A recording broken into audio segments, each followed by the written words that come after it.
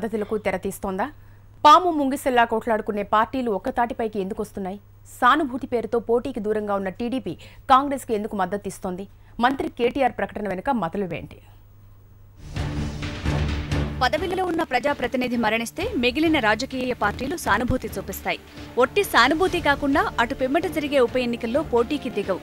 దీంతో ఆ సీటు ఏకగ్రీవం అవుతుంది. మరణించిన ప్రజాప్రతినిధి బంధువుల ఎన్నిక సాఫీగా జరుగుతుంది. ఇది గతం. ఇప్పుడు అలాంటి పరిస్థితులు లేవు. ప్రజాప్రతినిధి మరణించడంతో వచ్చే ఉప ఎన్నికల్లో అన్ని పార్టీలు తమ అభ్యర్థులను నిలపటం అలవాటైపోయింది. ఖమ్మం జిల్లా పాలేరులో రామ్రెడ్డి వెంకట్రెడ్డి మరణంతో ఏర్పడ్డ ఖాళీని పూరించడానికి వచ్చిన ఉప ఎన్నికల్లో ఎన్నో ట్విస్టులున్నాయి.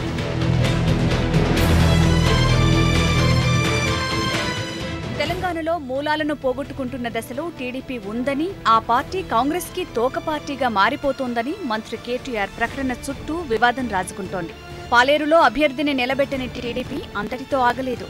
వెంకటరెడ్డి సతీమణి సుచరితారెడ్డి గెలుపు కోసం ప్రత్యక్షంగా టీడీపీ రంగంలోకి దిగింది. ప్రధాన రాజకీయ పార్టీలుగా ఎప్పుడూ ఉప్పు నిప్పుగా ఉండే కాంగ్రెస్, టీడీపీలు కలిసి ప్రచారం చేయటం పాలేరులోనే కనిపిస్తోంది. మృతి చెందిన ప్రతినిధి స్థానంలో జరిగే ఉప ఎన్నికల్లో సానుభూతితో అభ్యర్థిని దింపకపోవటం సహజంగా జరుగుతోంది. అయితే అభ్యర్థిని దింపకపోవటమే కాకుండా ఎన్నికల ప్రచారంలో పాల్గొనటం తొలిసారిగా పాలేరులో జరుగుతోంది. దీంతో మంత్రి కేటీఆర్ ప్రకటన నిజమవుతుందనే విమర్శలు వినిపిస్తున్నాయి.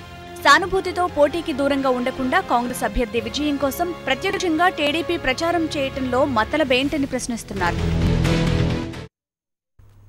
కాలనాగుల